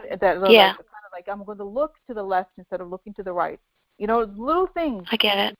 And then I feel like I get it. You're like, oh, okay, because I feel like it's too overwhelming to think of your situation. Sometimes you're like, oh my God, I can't even. It's too overwhelming. It's too dark. When you think. Yeah, I'm not there yet. Yeah. So it's just like I think just looking out in the world and and I think seeing those things and healing and then that's it. And I feel like once you change, you look into that, then I think things get better. Does it make sense? Okay. So I just need to be patient with myself. Okay. Yeah, but I get it. But I think the source of joy is to find a thing that you love and to go and speak up for it. Like almost like I see you actually almost like an exercise. Like imagine if you're a protester for the thing you love. You're like, I love writing, love. Like you get a megaphone in your mind, okay? Not like that, really. And you like exercise. Like, what does it feel to speak up for something you care about? Like just imagining that over and over. Like kind of, oh, here I am speaking up. So how do people react? What is it like? Is it good? Does it feel bad? Does it feel good? And so that you observe what happens. So that, how they say like athletes, a lot of them like they practice on their mind how their run is going to go. Yes, absolutely.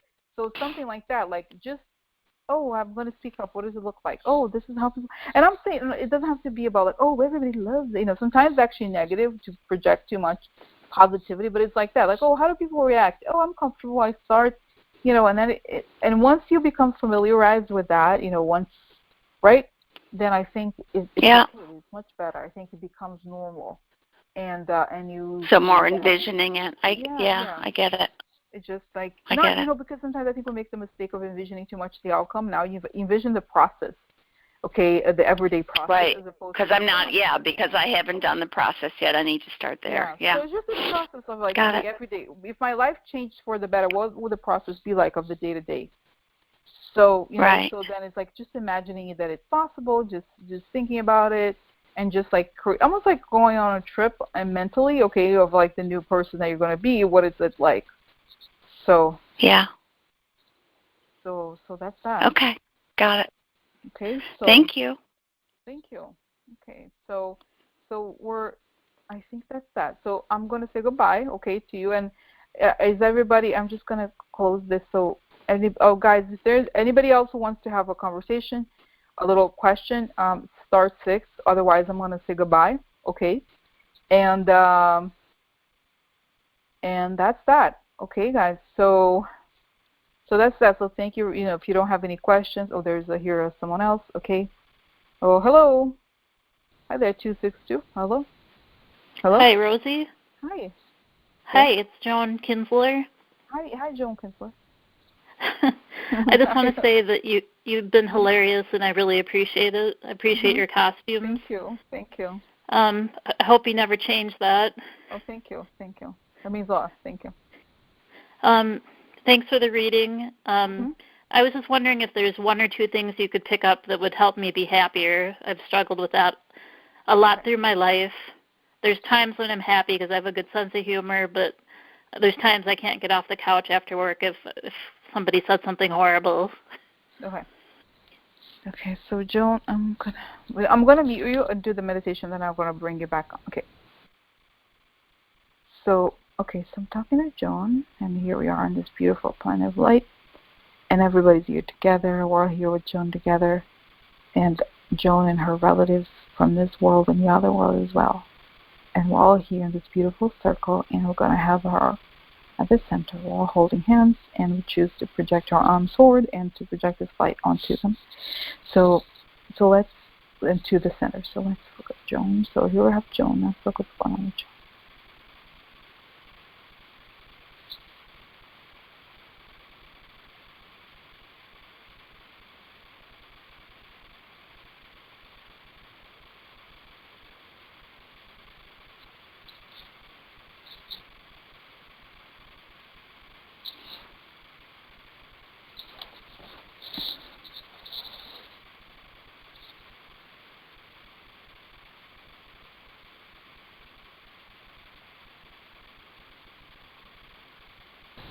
Joan, are you there?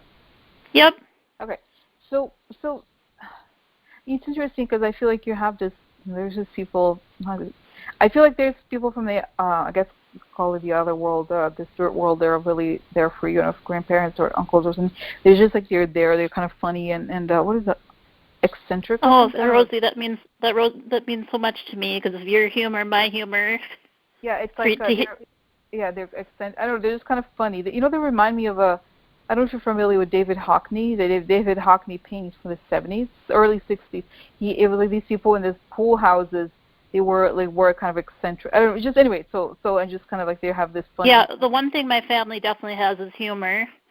Yeah, and they have this like almost like they smoked and they were tall. I don't know, just interesting kind of like they were like self-deprecating characters. Yeah, and kind of like almost like I said, eccentric, not weirdos in a way that we think of weirdos, but more like they were refined in their own way. Okay, they have they were their own people. Okay, what is it? The beat to the beat of your own drum kind of thing, right? Yeah. So they did. So it shows that you are in the center and that you are. And I feel like in a weird way, I almost feel like you're a little bit. It shows that you're not very tall, but that you feel small also. Okay, so it's showing this that you have your head down, like you're looking at the ground. Okay, like you're like looking down, and that you feel like you have this ups and downs. And I think there's two things that I think were indicated. One is that it's easier to say, it's an issue of meaning, but that's what it should feel like. It's meaning. Okay, it's about meaning. Finding meaning in your life is really the core of it. Okay. And that you have, on the one hand, I think it's also that you feel that you don't have the power. I was talking, I don't remember the name of the person at this moment. Okay, somebody, the issue of power and empowerment. Okay, and feeling that you don't feel empowered. Okay, you feel like you don't have, but you have a lot of power at the same time. I feel like there's a lot that you want to build. Exactly, it's both. It's both. Okay. So there's a lot that you want to build in the world, I feel like, and that you feel, because I feel like you have an inkling that you could bring something to, you feel like, but why bother? What am I going to do? Who cares? Whatever. And then you feel like you have this big vision for something, and then you're like, whatever, who's going to care about me, huh? They're going to look at me like whatever, I'm not, So, but it shows that you have the answer that other people want. So it's the question, the rhetorical question really here is, if I could help, if there's something wrong with the world, how can I make it better myself in the place that I'm in? So this is what I can offer, X, right? So then you. I'm a little bit psychic. I'm not psychic like you, but I can look at people and know what they're about, or I know what the answer is right away if the bell goes off. Yeah, but I feel like but what I'm saying here is that you want to create something better, or like even if it's like Society for Improvement of Cats. I'm not saying that this is it, but I feel like you need an outside project where you create something, even if it's theoretical, for where people can gather and they can create something, a better solution for something. And when you have if it's meaningful to me, it's so special. Yeah, because I feel like what's interesting is that you feel like once you feel that, you feel it's almost like a cat. If you have, I actually don't have cats. I'm more of a dog. I was looking at cats right before I called you. Oh, okay, yeah. So like I was thinking, cats, they're like, and then they jump up, like they're kind of funny, weird, like that. They're very energetic, something like that. You get sprightly, like wow, you have all this energy suddenly, because then you feel like you have this focus that you could get things done. You understand details. You like how to make things happen. So, and you have there's a degree of some sort of eccentricity that this project or whatever it is you want to do that has, and you can reach out to people that could help you build this or donate money for it, whatever it is.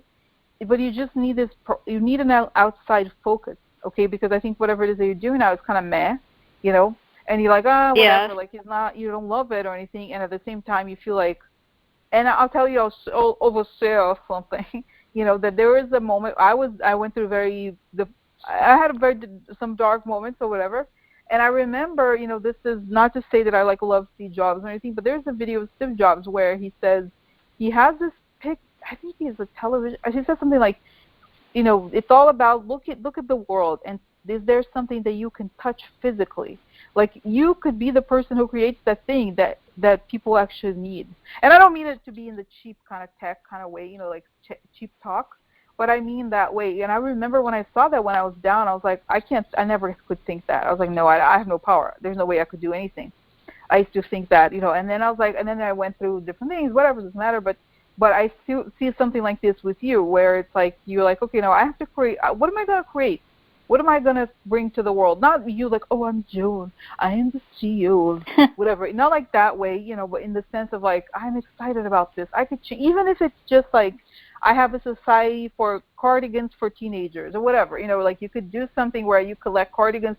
Like it could be something very, quote unquote, small or bigger, but you could do it, and it doesn't have to, it could be start something really small and then it could work. It just shows. But something of my own, like either a business or a project, you mean? Exactly, yeah, because I feel like once you have this focus in life, it's like life, you use light on air. Like you're ice skating or something, kind of like, oh. I'm already gliding on air from the psychic stuff, because I've been into it my whole life, in astrology, and also cats, and also something that has meaning. Like all kinds of bells are going off with the psychic stuff and the spiritual stuff. Yeah. So I just feel like whatever it is, you have to go. You should just do it.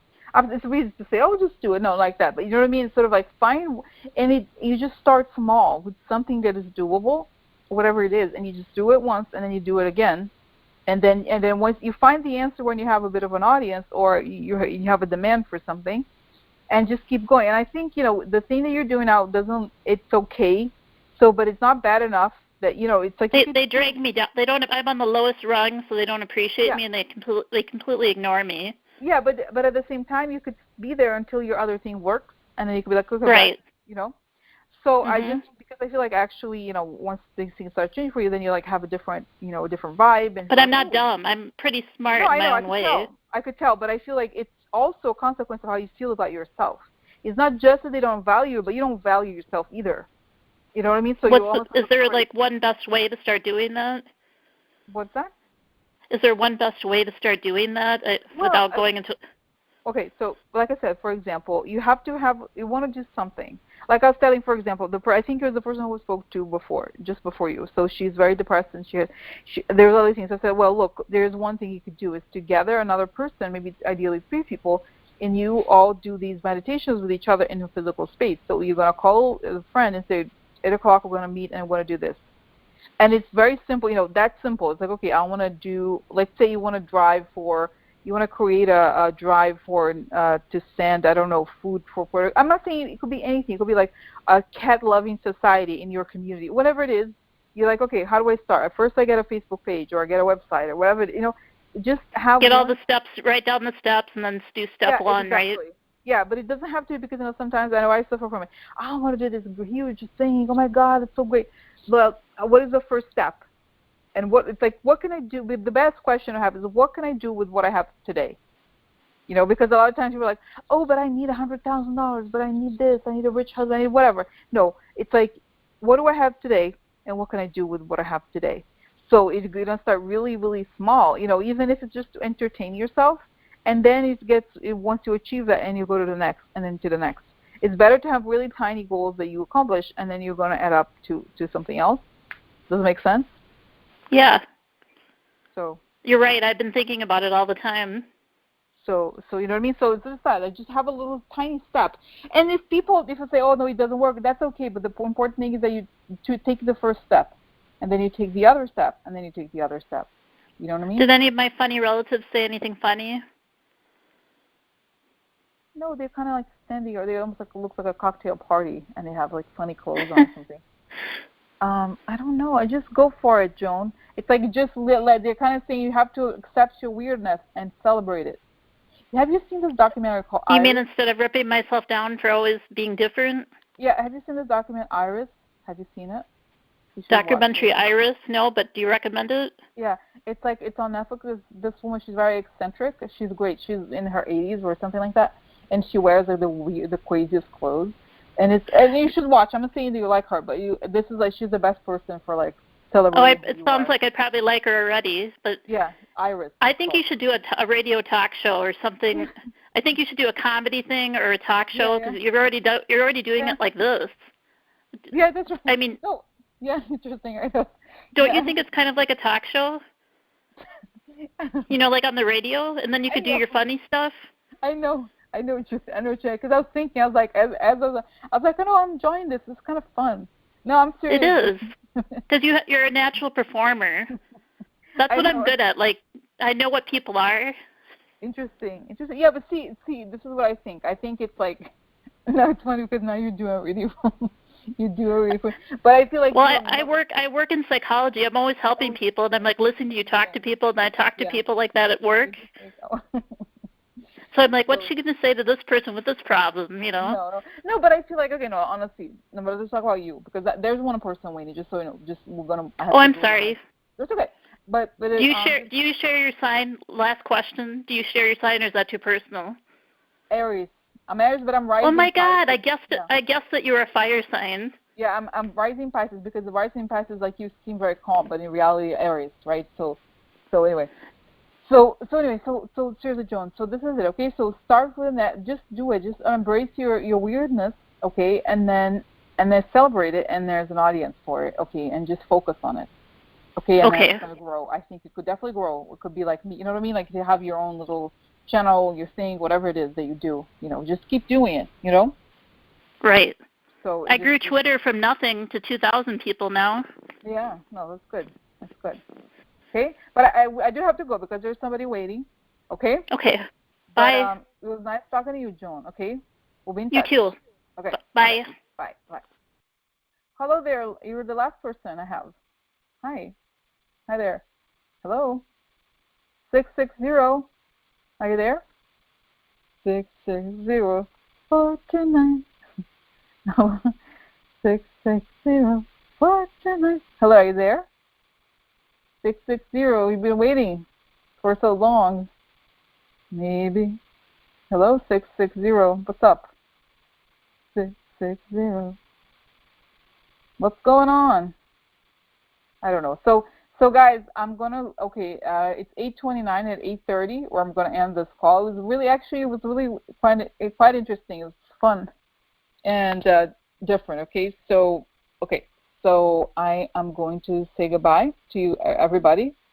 Okay, feel free to leave. I'm gonna wait until maybe 660 is away for some reason. They hang up. I don't know. So that's it. Okay, so anybody, *6, okay, if you want to ask a question. Otherwise, I am going to end here. Okay? All right, guys. So have a good night. And I think maybe, I don't know if I will who knows if I'm gonna. I'm not gonna do the thing tomorrow. I mean, who knows? I don't know. I don't think I'm gonna do the. I guess we did the guided visualization today. I think we're just gonna recharge, okay, and then see. Maybe I will do tomorrow. I don't know. I'll post something tomorrow, okay, about what to do about the call visualization. I don't know. So, oh, you know what? I'm such an idiot. Are you there? Oh, are you there? No. Hi, hello? Hello? 660? Hello? Yeah. Hi. Okay, can you hear me? Oh, my God. Were you talking the whole time and I didn't hear anything? No, it just now connected me and told me I was unmuted finally. Good. I'm okay, so sorry. That's I okay. will be very quick. Very quick. I'm Donna. I'm calling from Missouri. And thank you for everything you do. You just brighten my life. We've got several things going on, but I'll try to just hit up on maybe the most crisis ones. My husband's 40-year-old son, well, early 40s, Jason is his name. I also have a son, Jason, so I don't want to confuse him. Jason Howard. He has been experiencing something that has worsened over the last 2 or 3 years, but this year it's really, really gotten bad. He can't hold a job because he keeps collapsing. It's like all of a sudden there's no power in his body, or his legs will give out or something. And this last time, I guess, he fell on a brand new job and hit his head and stuff. We got him to a specialist finally in St. Louis, and he said that they're waiting on results, different tests that they did. But he's scared to death, that it's ALS or Parkinson's or something, because sometimes there's real bad shakiness going on. And so I'm just wondering what the prognosis. He's also scared to death that he's going to go crazy because his mother is mentally ill, and she's just been something to deal with over the years. And I guess she was really abusive to him in his teens. So there's just a lot of angst inside him. He's got a good testimony, a good strong base, understands the spirit, knows miracles can happen, but right now he's so depressed with this. It's kind of hard to help him. Okay. So Donna, and his name is, I wrote here, Jason Howard. Is that right? Yes. Okay.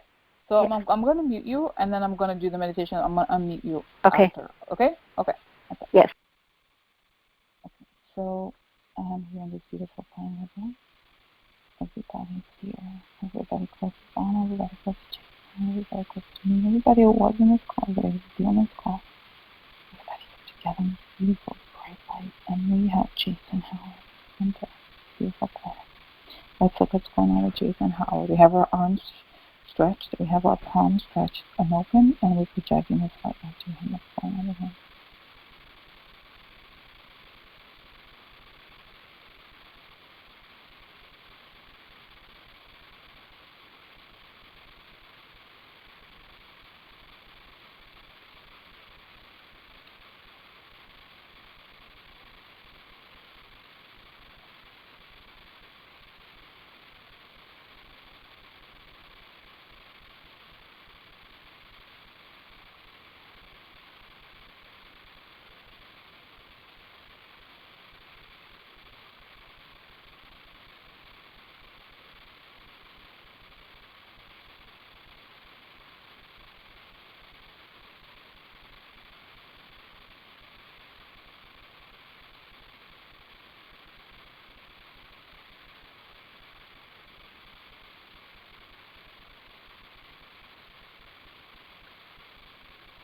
Donna? Yes. Okay. Yes. So I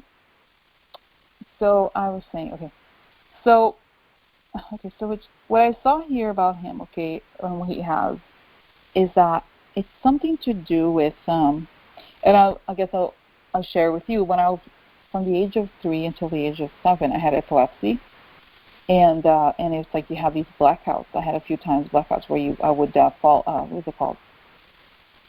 Blackout, really, and then I didn't have seizures, but I had blackout, like a blackout. And this, when you said this, is reminding me of that a little bit. But it showed, I saw the brain, I thought it's something related to the nervous system, and it's like, it shows, like, I saw these graphs, like, it's almost like for example, when you have a house and the electricity is overwhelmed and it blows up, okay, like the fuse blows up, and it's like overwhelmed nervous system, okay, and it's like these, it shows that it's like, it shows here, like everybody, like the quote unquote normal people have this electricity going, but with him or people, whatever he has, it's like the nervous system is going, but then there's an electrical charge. This is why it reminded me of epilepsy, but it said it's not, it's almost like a mix between epilepsy and something else, because it goes off and on, and I feel like it is something of a nervous system, and I think, but this is what I feel like, there is an emotional component to it in the sense that his whole life he was overwhelmed, like it's sort of something related to trauma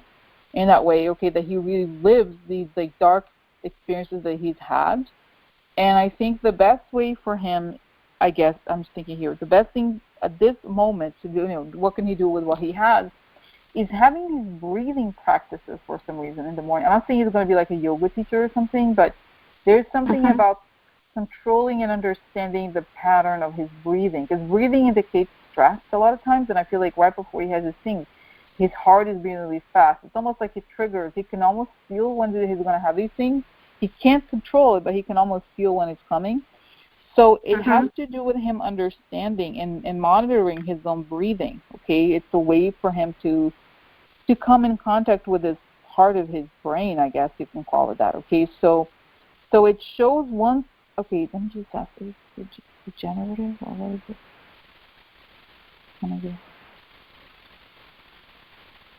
Yeah, I feel like it's something that appears, I don't know that it's going to, it's one of those things that gets like 100, very bad or something. It's just something that appears, but I think it's because his system has been under stress for years and years, okay, decades, I guess. So so it's just a sense of like he has to control his breathing, okay, so maybe, it doesn't have to be that he has to do yoga. I don't even do yoga myself. I don't know much about it, but it's really just like the breathing and calming down and understanding how to do that and doing, sort of like stuff what I was doing before, like the thing about the light around him. Right.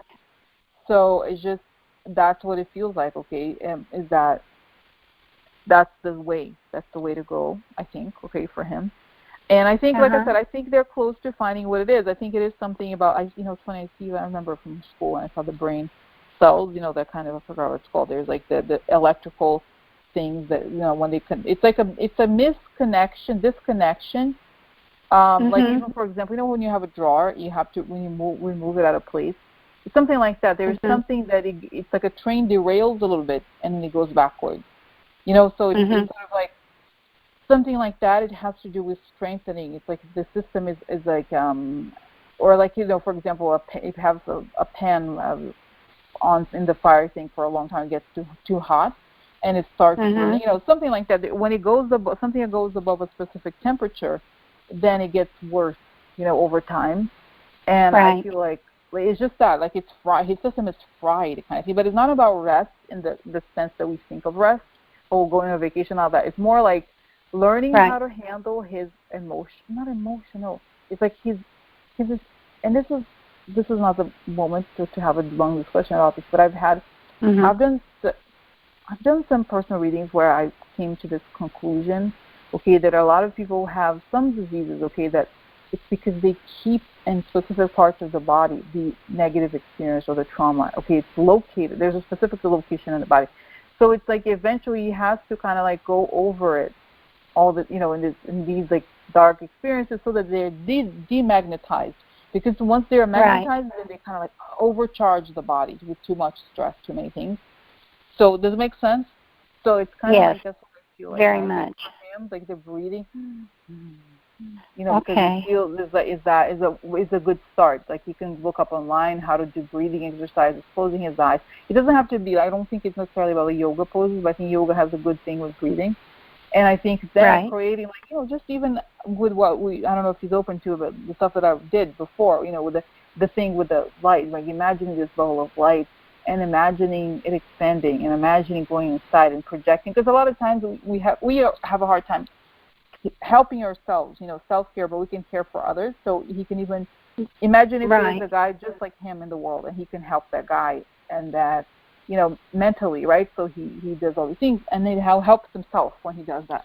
You know what I mean? So yes, and you've described exactly what's been going on with him, and he is extremely emotional. So, yeah. Awesome. That's what I think. And I feel like it's just that detaching himself. It's a deplugging, sort of like, and I know I suffer from this sometimes, that, sometimes you walk on the computer too much, especially with the news about Trump, you're on the computer all the time, and you're like on, and it's hard to turn off, and I think the thing for him is turning off. Like, even being, for example, in a room in his house, turn off the lights the whole day, no lights. You know how a lot of times Jewish people who are more religious, they have the day where you don't have any electricity, right, or like electronics or something like that. So something like that, like, not that I've done it myself, but I can see from what I'm seeing, I can see how this could be helpful. Or a day where you unplug from everything, unplugging completely, and not having phones or television. Right. What's that? I was going to say he and I are the two family members that are so angry about Trump. Oh, and it just stops him from functioning. I always talk about it at the beginning of the call. How today, I was like over, yesterday was difficult for me because I think I'm like, but you know what it is? I found this playlist of music from like almost like Christmassy music from the 40s or something. Like these are the only things that I can put on that is like, listen and I clean or do other things.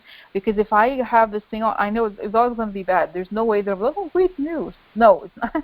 You know what I mean? That until this reality is until Trump leaves, we're all going to be upset. There's no way, right? Because it's even when he leaves, it's going to be still upsetting because we're going to be angry about the things that we figure out, about what he's been doing. Right. So I just feel like the best way is to like unplug and create and find this joy and find the simplicity in things. Because if we don't, and I know sometimes people are like, oh my God, did you see what he did? And it's like we're on. It's like a drug. We're like being injected with this anxiety drug. Yeah. It's literally he's like a pill that creates anxiety in people. And it's horrible because it's a real nightmare, right? It's like there's no way around it. But what we can do is like we have to find the good in the moments of darkness. Because even when I think of this, I'm like, okay, what about the people who are in Germany, Second World? Well, these are horrible things. Like, I'm not saying they have to be like party. It's so great, no, but you have to find the day to day because otherwise it is terrible. It is like So that's what I think. But I think in him anyway. I think he has a lot to offer, and I think he has also some psychic ability. Did you say that he has? I think you said that he has, but I think he does have some psychic ability. And when he uses it to the positive, when he goes about healing himself, and doing these breathing exercises, I think you'll find that he could do it for others as well, and even have awesome. I suggested also to the other person, like having. I think actually in his case, it's not going to be with other people, but even like what I'm doing, virtually. Offering his services to other people eventually, like, okay, give me your name, I'm going to send vibes to you or whatever, helping each other. Right. And it feels like very, I don't know, I think he has a lot of power too, and it could even be this thing that's overwhelming because he does have a lot of energy, a lot of energy in himself, but does it make sense? Excellent. Yes, you're spot on. And he used to be the top salesman for Affleck in Missouri for years. The top. I mean, he was young, but he was it, and he's lost that, and that's part of his depression. And I said, no, your mind is okay. You can still talk, you can still write, you can still do this. So he kind of listens to me, and I'm heading down there with a high dose of CBD oil for him tomorrow. So I thank you so much for these suggestions. I appreciate it. Yeah, no, I appreciate it so much. Okay. So was it that? What was your name? I have Jason. What is your name exactly? His name is Jason no, Howard. Oh, Donna Howard. That's right, Donna. I just make sure because it's Donna. Okay. Yeah. So no, that's good because I was like, I'm sure I have your email. Yeah. So anyway, I think this is interesting. How I don't know. Don't you think I found it so interesting today? I guess yesterday was like it was me like getting getting used to it, but now it's like the other person said, it's kind of like a call show, like a radio show. Kind of interesting, right? I don't know. Right? I feel like I'm talking to you guys. I feel like we're friends, right? I don't know. Well, and you know what? Listen. Okay, I'm 68. I just turned 68. But for 10 years in the 80s, I had an Andrew Sister act, so I picked up real fast that you liked 40s music. Interesting. Isn't that weird? You had a what act, did you say? Andrew Sister. I had a 40s show that I did with my trio. And so I wrote all the arrangements for us so that we wouldn't be exactly, it was a blast. So my kids have grown up knowing all these boogie songs. Oh my God, interesting, right? Oh my God, look at that. Maybe this is fun for you too, having your own little. It is. I just found today. No, I found today on Spotify. I was like, how do we? There's like barely anything, because it's like there's like 200. Like they have. It's obviously not hip hop or something huge, but it's calming. So it's fun, and it's interesting that era is like very positive. Even though there was war, it's nice to have the kind of like almost romantic, naive. You look at it, it's like, oh, so nice, to have that, romantic envisioning. Right. So. Right. So anyway, Donna. So you're the last caller today. Thank you. Okay. So it was great. So we'll keep in touch, and maybe I'll do this, do this again soon. I will do that. All okay. Right? So have a good night. Thank you kindly. God bless you. You too. Okay. Bye. Bye. Bye. So guys, I am here and say goodbye to you. It's 8:46, and have a good night. Okay. So I said tomorrow I'll write something. I'll figure out what I'm going to do, just because I'm in preparation for Christmas. So I want to make sure I have everything. So, but it was nice having you listen to the conversation. Okay? All right. So have a good night. And tomorrow, I'll write something. I'll figure out what to do next. And if not, I'm definitely going to be back on 26th of December if I don't come back. But I will come back. I think I will. Or just getting prepared. Okay? All right. Okay, guys. So have a good one. Let's see here. I am going to... let's see. How do I... turn off here. Okay? Good night. Okay.